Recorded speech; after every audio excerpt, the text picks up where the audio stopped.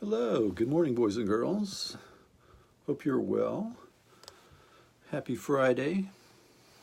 Marshall Gregory Thomas here, your host, at the 28th Amendment Tiny Concert Series, here in the Music Bunker, in all its splendid glory, because the money we save on decor, we pass the savings directly on to you, the consumer. Well, it's very nice to be here with you, and I want to thank you. We're going to do a tiny concert, and we're going to read an excerpt from Abraham Lincoln's speech, and then we're going to talk about faith and how, in essence, Christianity is integral to Western civilization, the rise of and the sustaining and maintenance thereof, of our ethos as a people and a civilization. And by getting away from Christianity and allowing it to be, pushed out of public and private life for several generations now, I think what we're doing is we're making a tragic mistake. Now, I wasn't raised to be a religious person, and frankly, I was raised to be very skeptical about organized religions. However, I can see, as I've been around for decade after decade now, and you live long enough, you start to see repeating forms. As Mark Twain said, history doesn't repeat itself, it rhymes. And so, as you get older, you begin seeing these repeating forms. And I'm seeing not just an Orwellian shift in our civilization and in human beings, but more dangerously an Aldous Huxley, kind of Brave New World kind of drift. And it's beginning to look like Aldous Huxley described our fate, perhaps more than even George Orwell might have. But history is written every day. In other words, nothing is written, nothing is preordained.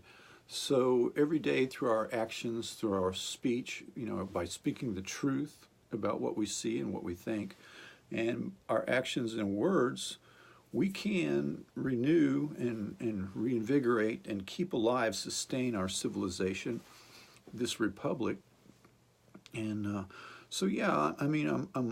I'm looking at identity politics, and I'm looking at the Republican runaway war machine and the national security state, and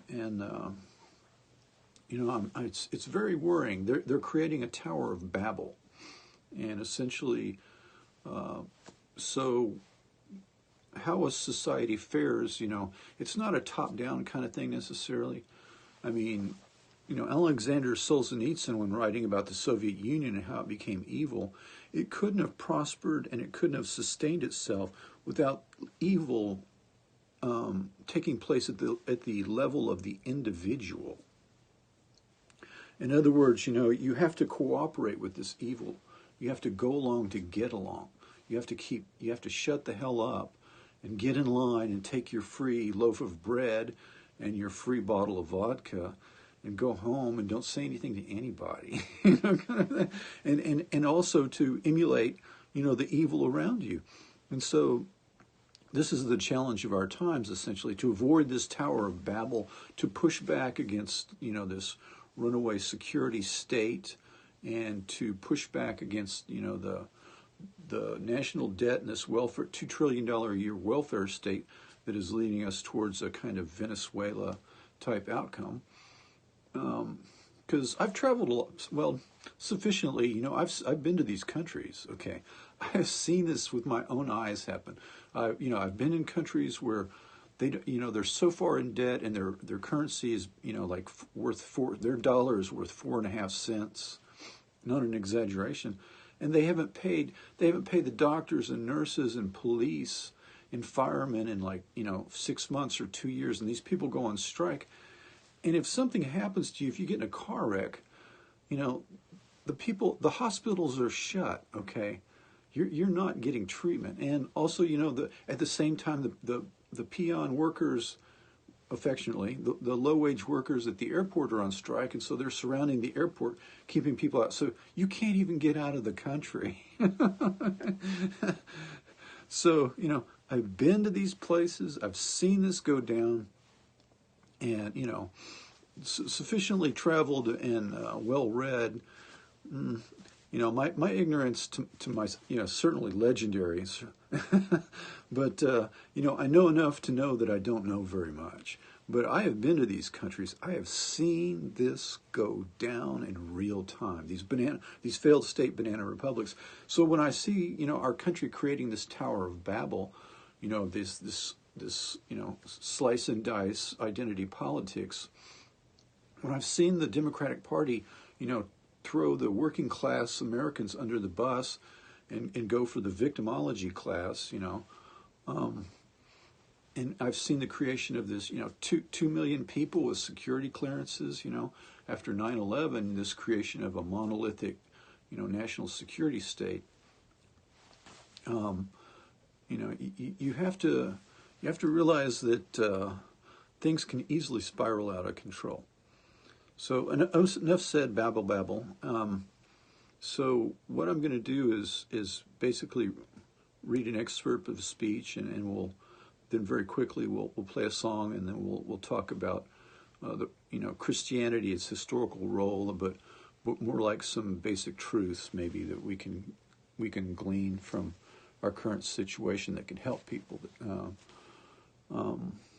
So Abraham Lincoln, at the time we had Lincoln, this is from his second inaugural address, an excerpt, March 4th. Well, it's 1865, so he's been reelected, and the war's going well. It's after Gettysburg, post-Gettysburg, so they've had these victories. And, that they had Lincoln and they didn't appreciate him. That you've got this self-taught genius. I mean, this guy, something very strange, when you watch the Ken Burns Civil War series, that, these people they're reading these people's letters, having actors voice their letters. These people are just like Abe Lincoln. He never sat in a classroom in his life.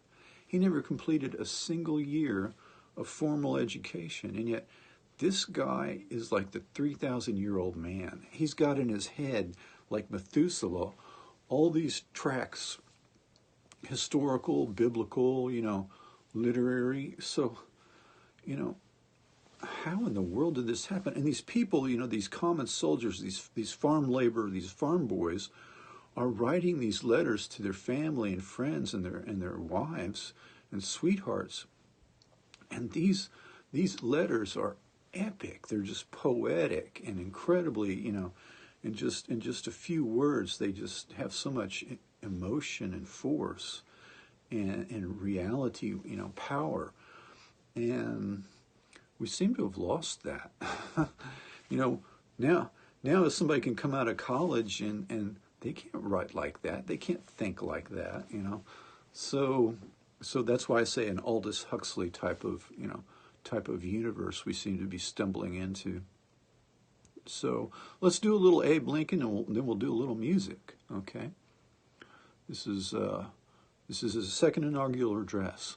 On the occasion corresponding to this 4 years ago, all thoughts were anxiously directed to an impending civil war. All dreaded it, all sought to avert it. While the inaugural address was being delivered from this place, devoted altogether to saving the Union without war, insurgent agents were in the city seeking to destroy it without war, seeking to dissolve the Union and divide effects by negotiation. Both parties deprecated war, but one of them would make war rather than let the nation survive, and the other would accept war rather than let it perish.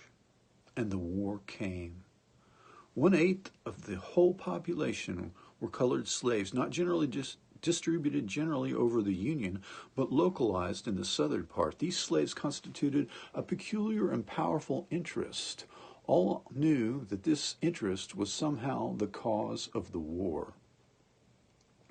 To strengthen, perpetuate, and extend this interest was the object for which the insurgents would rend the Union even by war, while the government claimed no right to do more than to restrict the territorial enlargement of it. Neither party expected for the war the magnitude or the duration which it has already attained. Neither anticipated that the cause of the conflict might cease with or even before the conflict itself should cease. Each looked for an easier triumph and a result less fundamental and astounding. Both read the same Bible, both read the same Bible and pray to the same God, and each invokes his aid against the other. It may seem strange that any man should dare to ask a just God's assistance in wringing their bread from the sweat of other men's faces. But let us judge not, that we be not judged. The prayers of both could not be answered. That of neither has been fully answered. The Almighty has his own purposes. Woe unto the world because of offenses, for it must needs be that offenses come. But woe to that man by whom the offense cometh. If we shall suppose that American slavery is one of those offenses which, in the providence of God, must needs come, but which, having continued through his appointed time, he now wills to remove, and that he gives both the North and the South this terrible war as the woe due to those by whom the offense came. Shall we discern therein any departure from these divine attributes which the believers in a living God always ascribe to him? Fondly do we hope, fervently do we pray, that this mighty scourge of war may pass speedily away. Yet, if God wills that it continue until all the wealth piled by the bondsman's 250 years of unrequited toil shall be sunk, and until every drop of blood drawn by the lash shall be paid by another with the sword. As was said 3,000 years ago, so still it must be said, the judgments of the Lord are true and righteous altogether, with malice toward none, with charity for all, with firmness in the right, as God gives us to see the right. Let us strive on to finish the work that we are in, to bind up the nation's wounds, to care for him who shall have borne the battle, and for his widow and his orphan, to do all that which may achieve and cherish a just and lasting peace among ourselves and with all nations. So that's Abraham Lincoln, the guy that never sat in a classroom in his life. We should all be so lucky, huh? Okay. See if we can get this off the ceiling. Is that a good shot? I can't tell. Yeah. Wasted space. Okay. That's all right. We're working on it. Just a second. Okay, we're going to have a concert here. And this song is called Life Doesn't Touch Me. It's, I lived in a combat zone, which is basically a kind of a free fire zone, senseless violence, drive-bys, kind of a long story.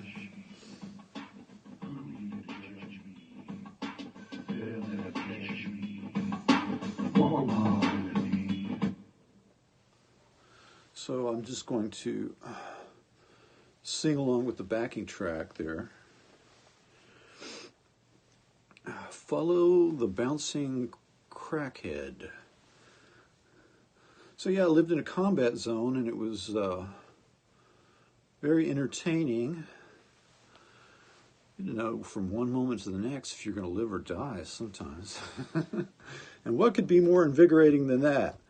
I don't recommend it, boys and girls. Back in my late 20s, early 30s, I was still trying to save the world. Late 20s. And so I wound up in a free fire zone.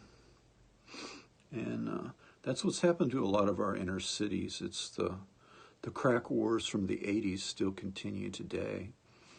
And what we have in the black community is like a third generation of people grown up within these crack wars. They put ShotSpotter in this small little community near Miami, Little Havana. I've forgotten. I'm sorry. But it's like two adjacent little communities, and it's barely more than like 12 blocks by 10 blocks kind of area. They put ShotSpotter that can pinpoint where the location of a weapons discharge. And in 1 year, they recorded almost 9,000 separate discharges of firearms. So in a space that's like barely like 10 or 20 blocks wide, there is the intensity of that kind of war of like 9,000. Can you imagine being a little kid or being a mother living in this community where the bullets are flying? So a day, that's like 250 bullets a day being whizzing past, So, the cliche of people in this kind of community having their children sleep in the bathtub, this isn't strange to me. I lived in this community, and just like a couple miles away, there was a kid, the Hispanic guy standing up in the back of a pickup. They drove by, and he just, with a high velocity weapon, he just sprays this house of a rival gang and kills Peanut, like a 7 or 8 year old kid asleep in his bed. One volley to the head, while he's asleep. Hopefully, it's just that's the kind of place that it's destroyed. It destroys the economic life and the social and political and spiritual life. And so let's confront that. Let's do something about it. It's not out of our power, but we need the courage and the fortitude to do something about that. Check 1, 2, 3. So this song is called "Life Doesn't Touch Me," and it's about essentially people growing up in the kind of community that I described. Test 1, 2, 3. Check 1.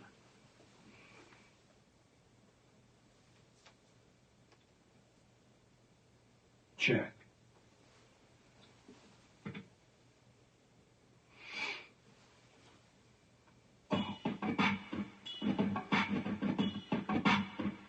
Check 1.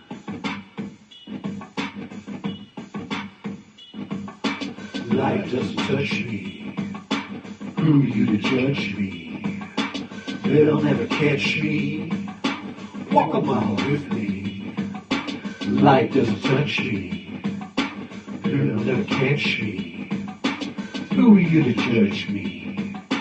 Walk a mile with me.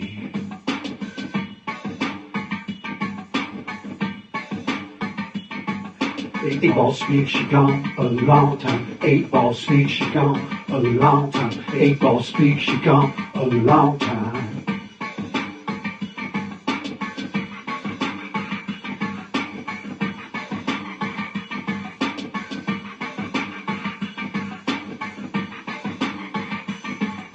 You don't wanna mess with me. My advice a bad disease.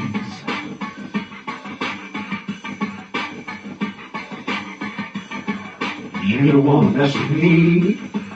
My bite's a bad disease.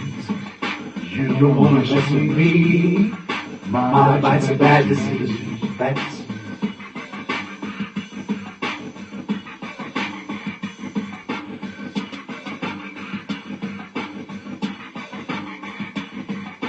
Come down here, go mess around, wake up dead underground. Come down here, go mess around, wake up dead underground. My eyes still shine, they age like fine wine, my jump shine. Top of the main line, rip me off, suck on a hot line, rip me off, suck on a hot line.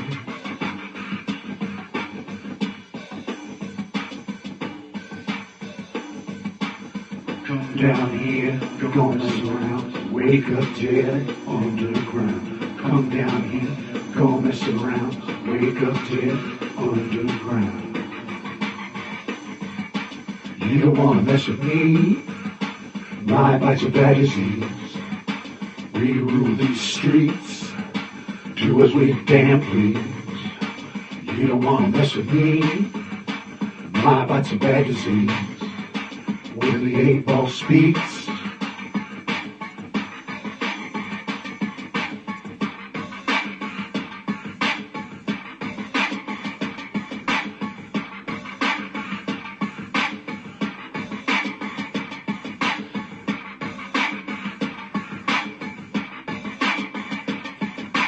life doesn't touch me. Who are you to judge me? They'll never catch me. Walk a mile with me. Life doesn't touch me. They'll never catch me. Who are you to judge me? Walk a mile with me. Come down here, go mess around. Wake up dead underground. Come down. 8-ball speaks, you're gone a long time. 8-ball speaks, you're gone a long time. 8-ball speaks, you're gone a long time.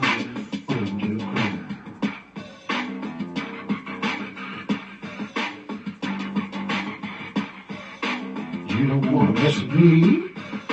My bite's a bad disease. We rule these streets, do as we damn please. You don't wanna mess with me. My bite's a bad disease. When the 8-ball speaks,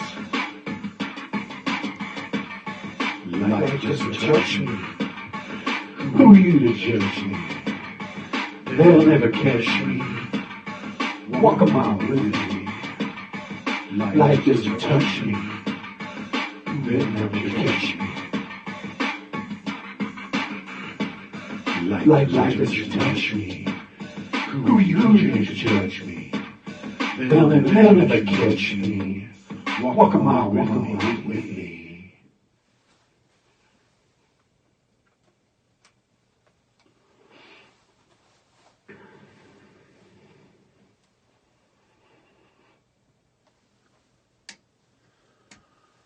Okay, so that's my take on the crack wars of the early 90s.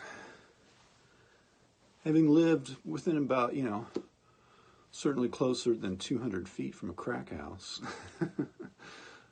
I'm not bragging, really. It was incredibly stupid. But, I'm not in my 20s anymore, and I'm not trying to save I'm still trying to save the world, but I don't believe that, that empathy and, I'm not going to move and live into a free fire zone in order to do it. Let's put it that way.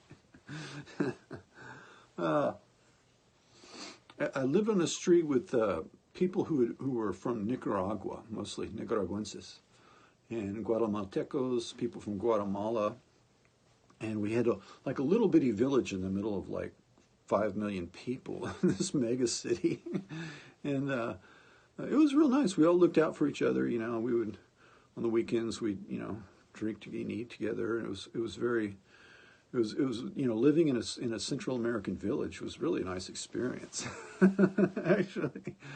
And So we looked out for each other, but we're surrounded by the senseless violence.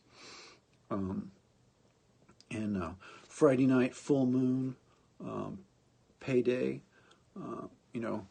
It's real hot, in Houston, Texas, and in the Heights, and the sun starts going down, and it's not full dark yet, but it's cool. You feel it cooling off. People are sitting out on their porch working on their second or third beer, and somebody fires a gun. Pow! It's like, wow, that was only like 4 blocks over that way, and then about 30 seconds goes by, and another bang, bang. It's like, oh, hey, did you hear that? Everybody looks at each other, and then kapow, kapow, kapow. And each successive firearm discharge is answered, by another one with a brief interlude, and then the time between these firearm discharges becomes shorter and shorter. So everybody is essentially taking turns answering each other, firing their weapons up into the air. Like it's Friday night, it's it's full moon, it's payday. I've got a belly full of beer. And so everybody is armed. And you're in the middle of a city of 5 million people. It's not like you're going out hunting for elk.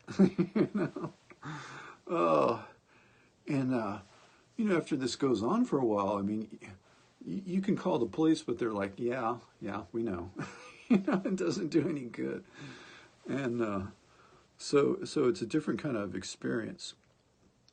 But it creates economic deserts. It traumatizes, the children, and it racks up quite a body count too. So, as we contemplate the lives of our African American brothers and sisters and our Hispanic cousins living in these mega cities and these free fire zones, I think that the 28th Amendment, once it goes through, we can actually do something about changing the political, social, economic, military reality that we're stuck in right now. I certainly hope so. And the answer is not, banning guns, because these are all illegal. From start to finish, these are all illegal firearms, okay? All right. So, let's talk about faith. Instead of Christianity, let's just talk about faith, since Christianity is a kind of a dirty word these days, which is really unfortunate. The modern age has supplied us with intellectually fantastic science, and this has kind of been in contention with religion, and it shouldn't be, but that's the way a lot of people have viewed it. Intellectually fantastic science in the age of machines, but science can't answer the deeper questions, and it can't give a depth of meaning to our lives, that every human being spiritually yearns for. We yearn to be part of something bigger, and so to modern minds, the bones of the dinosaurs are proof that, as Nietzsche said, God is dead. Science has given us clarity, reality, and a universe of matter. The molecules and atoms. That view of our lives here is comparatively sterile and lifeless, and it fills people with nihilism and hopelessness and a search, a loss of meaning, and that's why you see a lot of the frustration and violence on the left coming out, because this sterile, lifeless, spiritual, world of molecules and atoms without an afterlife, without a God, a person naturally descends down into nihilism and a revulsion felt for not just yourself but humanity in its essence. It's just kind of a domino effect of where one travels. It's made us lost and ill. Since we've gotten rid of religion and the family, but mental illness has gone up. Happiness and life satisfaction has gone down for men and for women. Suicides have been going up this entire time in this modern age since the 60s, since we've become too wise and cynical for religion in our lives. What happens? Well, to embark alone on the search for proof of the existence of God, this is a dangerous path. Most people, 99% of people accept it, as part of their education or because they want to or they want to feel this way. And, going on this search, like searching for the Grail or going out in the desert for 40 days and 40 nights, this can end in despair and even death. Okay, so the nihilistic path of searching and not finding God, most people, it's like you're trapped in a maze and you descend into this spiritual kind of hell. Now, some people can emerge and find God, but most people, you're in the maze and you're not coming out. The new religion of communism, a world without God, gave us the explanation for why our life was so difficult. God was a lie made up to put us to sleep while the rich essentially stole everything.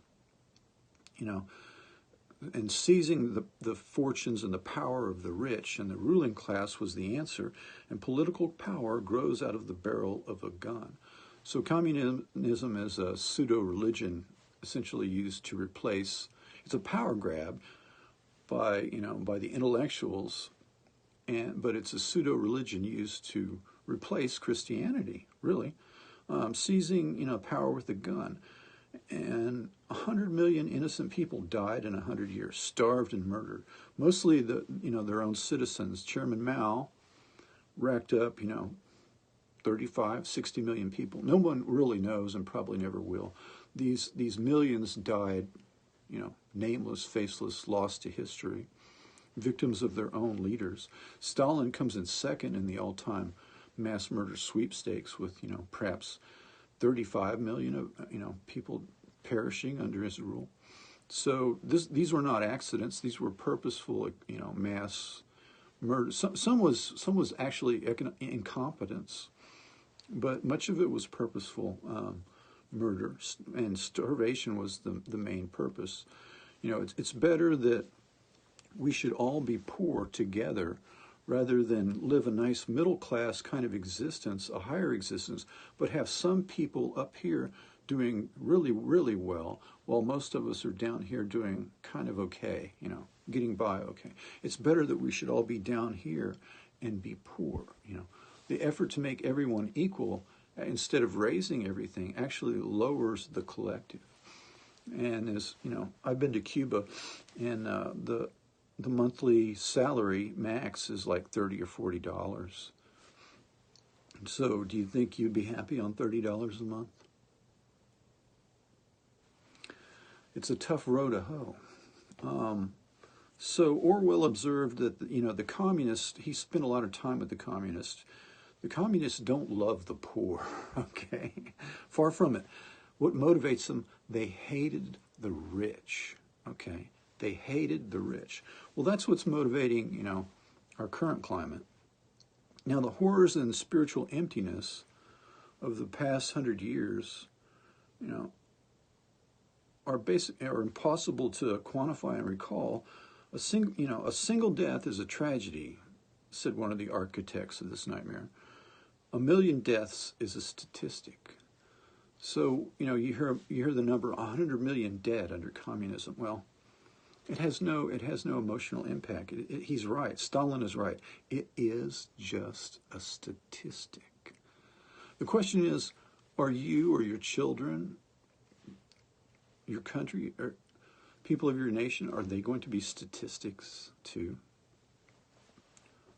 So the good thing about studying history is you don't have to repeat it. And the bad thing about not studying history is you have to repeat it. Okay? All these people are lying in unmarked graves somewhere. And in the words of the Russian poet, forgotten as a nameless number on a list that was later mislaid. It's an epic human tragedy, and we're not taught this in school. Everything is Hitler, Hitler, Hitler. In the mass murder sweepstakes, at best, he comes in a far distant third. So I feel like I was shortchanged by my educational system. I mean, I read everything I could get my hands on. Sometimes I read, at certain times in my life, I was reading 2 books a week. And even at like 14, I'm studying World War II and the Holocaust, intensely. It's just fascinating. And I never gleaned any of this fact that communism was epically more destructive to humanity and human happiness than was fascism. The emphasis in our society, in our history books, in our educational system, but everywhere has always been on Hitler, Hitler, Hitler. Well, bad is bad, but worse is worse. So I think we need to collectively, recognize that and acknowledge that. Our lives are uncertain. We never really get the answers to the important questions we want in life. Where do we come from? Where are we going? What's our purpose here? Why are we here?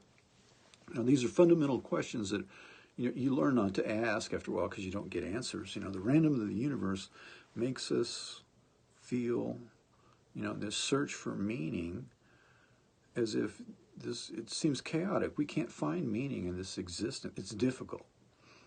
We know we're eventually going to die, okay? And understandably, this fills us with fear. And some people become obsessed with this. And you notice in America, certainly I've noticed in Western civilization probably as a whole, we're running away from old, not just dying, the concept of death, but old age. We don't want to be exposed to this. We don't want to be reminded of our own mortality. And even, you see even old people are certainly in commercials are depicted as being forever young. And, and this youth cult we have, of entertainers, this kind of, God bless her, Britney Spears kind of, forever, teenager kind of, they're selling you this, they're selling you endless youth, and we're running away full speed from the concept of mortality because it terrifies us. Now, the modern age, it's supplied us with science, but science can't answer these questions, and it can't give depth of meaning that every human being, spiritually yearns for. Several thousand years ago, human beings, they lived in a pagan, pre-Christian kind of pagan, what people would call pagan. There was like a universal religion, worldwide religion, 6,000, 10,000 years ago. And, it's kind of like a Tolkien kind of religion. Well, it was a little more, the trees are alive kind of thing, I'm not a Tolkien expert, sorry, but I've certainly enjoyed, Tolkien's take on essentially what was the worldview of a religion 6,000 or 10,000 years ago that we've always inherited. And look in modern American movies, this endless supply of comic book movies, these superheroes with godlike powers. It's like a mythology that was created in the 30s and 40s as a teenage sex power kind of mythology, but also like Superman kind of thing. But it's a new mythology. It's a new religion, kind of. It's a new cosmology of the gods. Not that dissimilar from something the Greeks would have seen the world. The ancient Greeks how they would have seen the universe, perhaps. So it was a world, imbued with life force, like trees, like in Tolkien, and animals, and the rivers and springs were places of, worship and insights, and all things were representative of a world we could not see, So the French call their king the Dauphin, Dolphin.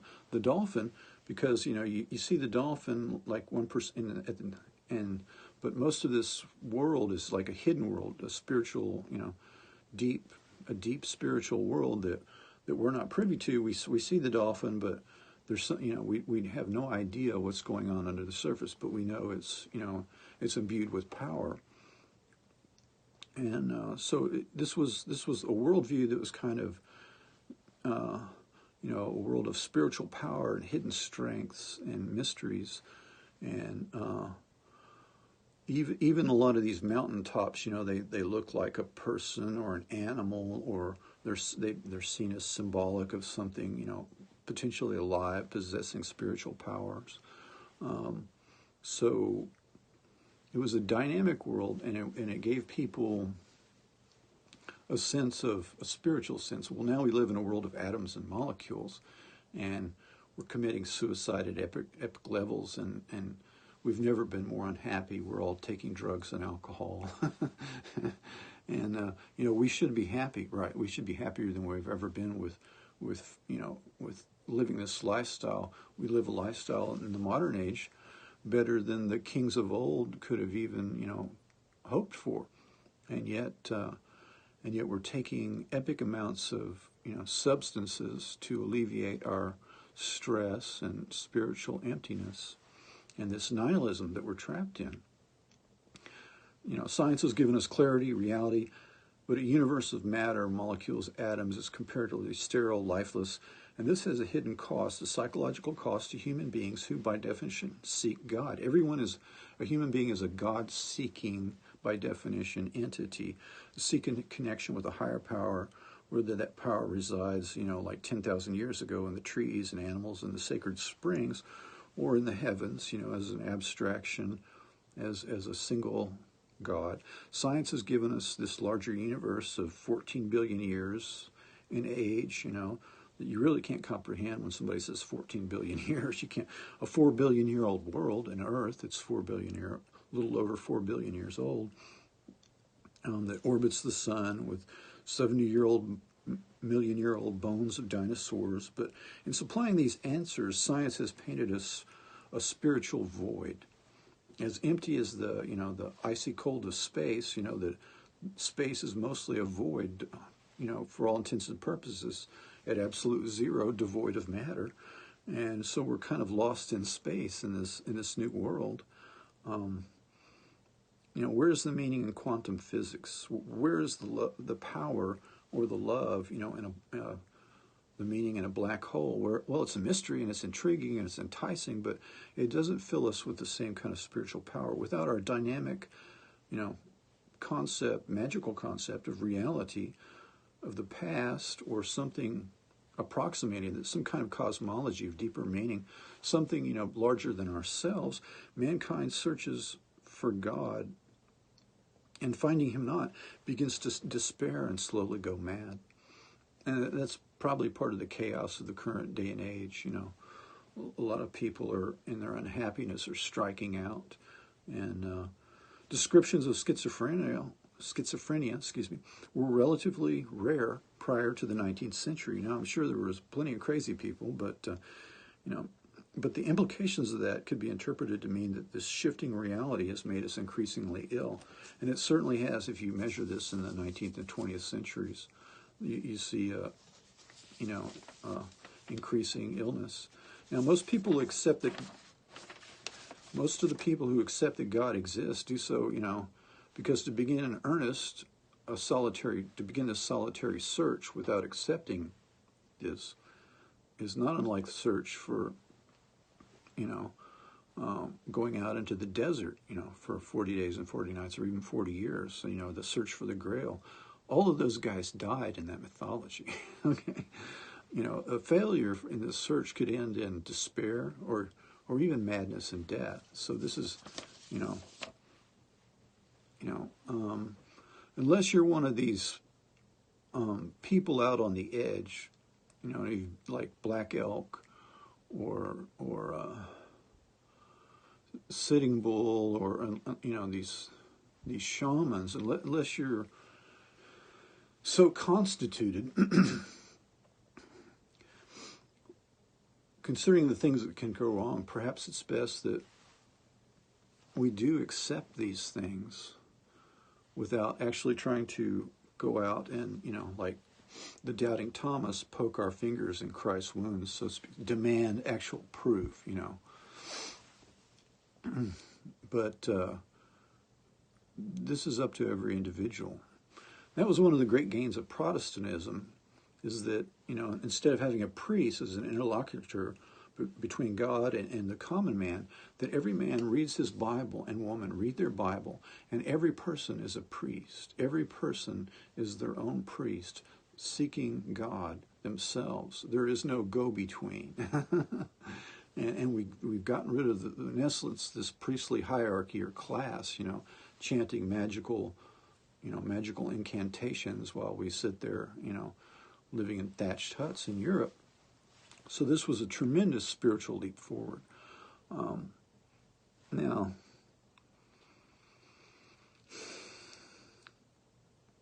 to many modern minds, the bones of the dinosaurs are proof that God is dead. And Nietzsche pronounced his verdict on our new age, the toll of blood it would cost. God is dead. In his words, God is dead. God remains dead, and we have killed him. How shall we comfort ourselves? The murderers of all murderers.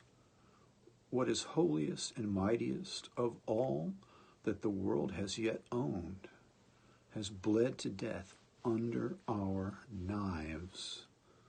Who will wipe this blood off of us? What water is there for us to clean ourselves? What festivals of atonement, what sacred games shall we have to invent? Is not the greatness of this deed too great for us? Must we ourselves not become gods simply to appear worthy of it? Nietzsche realizes that a world without God will run red with blood, rivers of blood, rivers of blood. This deed of killing God in our minds and our hearts means that the world will descend.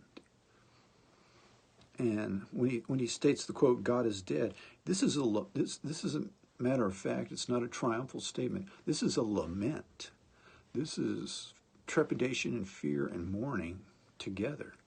So, a foreboding for the butcher's bill, the infinite cost to be paid for this act. In school we were given this mere fragment, of 3 words and not the entire paragraph. God is dead. What's he saying? Well, he's saying God is dead. Oh, okay. In effect, the meaning was changed by taking something out of context, from the entire paragraph. It was changed from warning and terror to a statement of cold fact, or even triumphal. The sky is blue, God is dead. Yawn.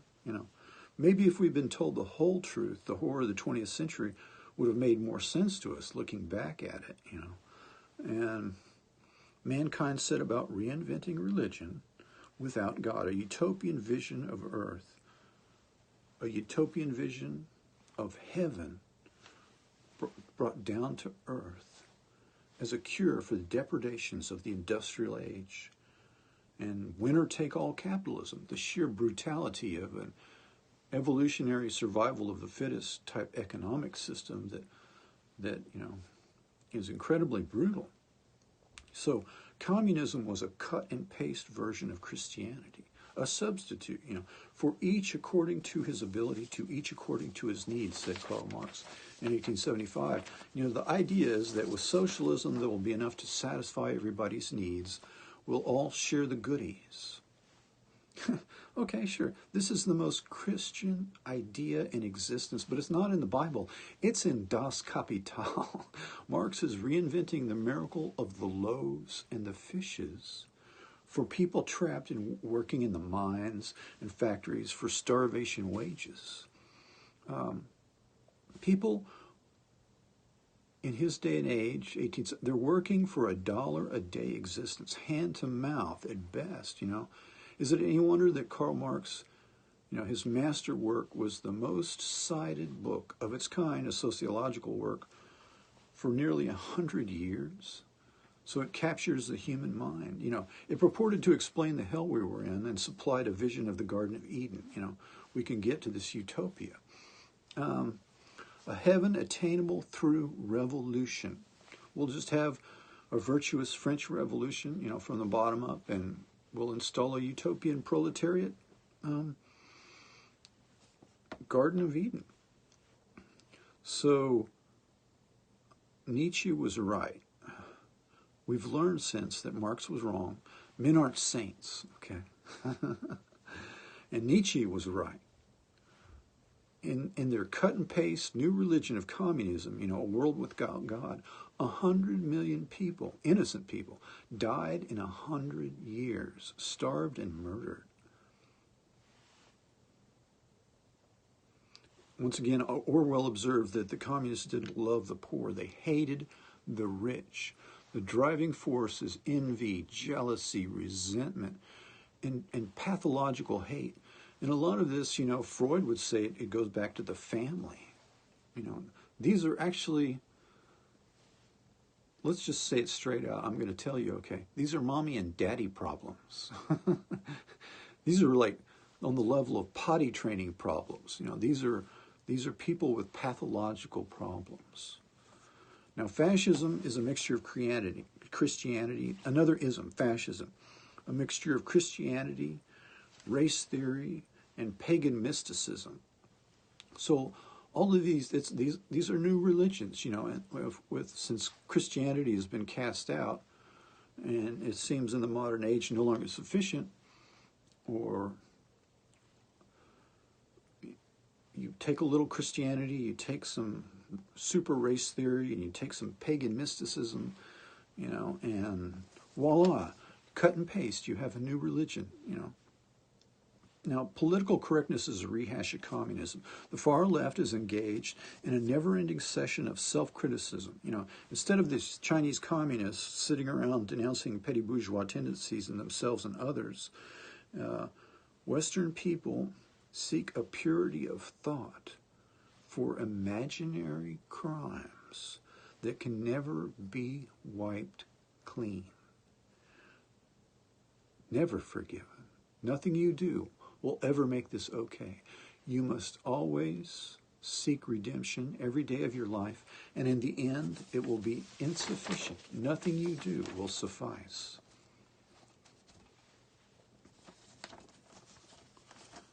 So, political correctness is a new religion. It's repeating the path of communism. It is neo-communism, postmodernism, political correctness, identity politics, whatever you want to call it. It's neo-Marxism. It's a new religion that is repeating the path of communism. This is a dead end.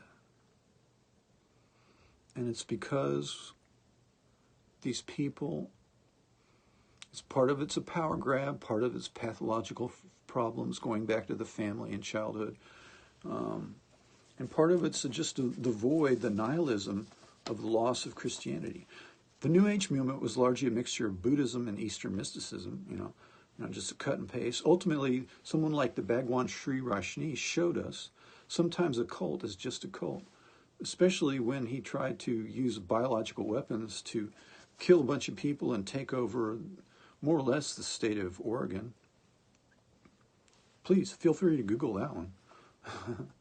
Sometimes a cult is just a cult. All of these cut and paste versions of Christianity, mysticism, paganism, political theory, they've all failed to deliver any kind of economic sustenance, much less spiritual sustenance. The horrors and spiritual emptiness of the past 100 years are due to more than our inability to understand and correct the ills of capitalism.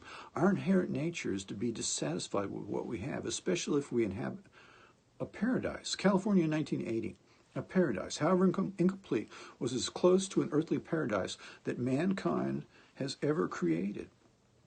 Today, the state is home to more poverty, more crime, more dysfunction than any other state in the nation. We have destroyed the California Garden of Eden precisely because it was too comfortable. It was too much like a paradise. And that's why we destroyed it. It made us feel unease. And in the throes of the new religion of political correctness, we felt shame in this fact that we had so much and the rest of the world had so little. And we had to atone by destroying what was most beautiful. If we ever succeed in creating a real paradise, we would destroy it in a kind of adolescent angst, just to feel something. You know, if food and drink and sex, everything's free at your fingertips, you literally go mad. So the young, the teens, would essentially bring this down and shatter this, smash it, just in order to feel something, to feel alive again, to feel challenged. Because we are at our core beasts of burden that must be challenged by our environment, not pampered by our environment. The path to a world without 100 million deaths, like the last 100 years that we've just lived through, is a path of personal enlightenment. There is no utopia. What we need to do is start at the level of the individual, which is the basic political unit of this republic, the individual. The path to a world without all this suffering and to redo these neo-Marxist mistakes, another 100 million dead or a billion dead, rather than invent a new religion or political philosophy, we need to renew the old ones that we've inherited. Christianity will find a recourse to practices 1,000 years old that rest in pharmacopoeia and smaller community groups. There is the Native American Church that functions very much like what I have in mind. Please feel free to Google the Native American Church. Now, we need some glue to hold our society together. Intellectuals, we're spiritual. A common canon of literature, an intellectual framework, a core of 100 books, together with yearly retreats from technology. Our technology is kind of driving us crazy. So paid vacation, 40 days, 40 nights kind of thing. The rest of the year, you're pretty much working full time. But just to escape the cacophony of voices and all the demands on you in the modern age should be the new modality. The new birth rests on a weekly religious ritual. 100 shared books and a yearly hiatus from modernity. The new search for enlightenment is a communal endeavor that is guided and expected of the individual. Individuals seeking personal spiritual attainment, not perfection, but moving along the road to spiritual enlightenment. Once Christianity has become an individual pursuit set against orthodoxy as much as a group activity, it can acquire the cachet that it's currently lacking. In other words, we need more individual participation in the search for God within a church, within a community, and we need to bring back the intellectual underpinnings, a canon, a common canon of 100 books. And we need to escape periodically the cacophony that is driving us crazy, which is our modern world, where no one is ever off the hook. So we need 30 days paid vacation, 40 days and 40 nights, some kind of almost biblical escape from the world and go into wilderness for the sanity of the individual. And this is a search, an emphasis on personal growth is what we're talking about.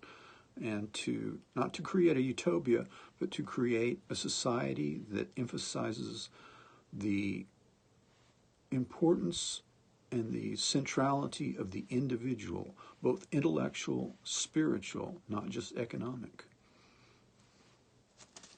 So, in terms of the heroin epidemic, the writer said 40 years ago, 50 years ago, the writer said that as long as American life is something to be escaped from, the heroin dealers will always have a new crop of fresh customers. So we need to flip the script on this. And I'm sorry I've gotten a little too verbose. I apologize. Once again, this is Marshall Gregory Thomas here with the 28th Amendment inside the Music Bunker. And as always, thank you so much for joining us today. We really appreciate it. And know that we love you.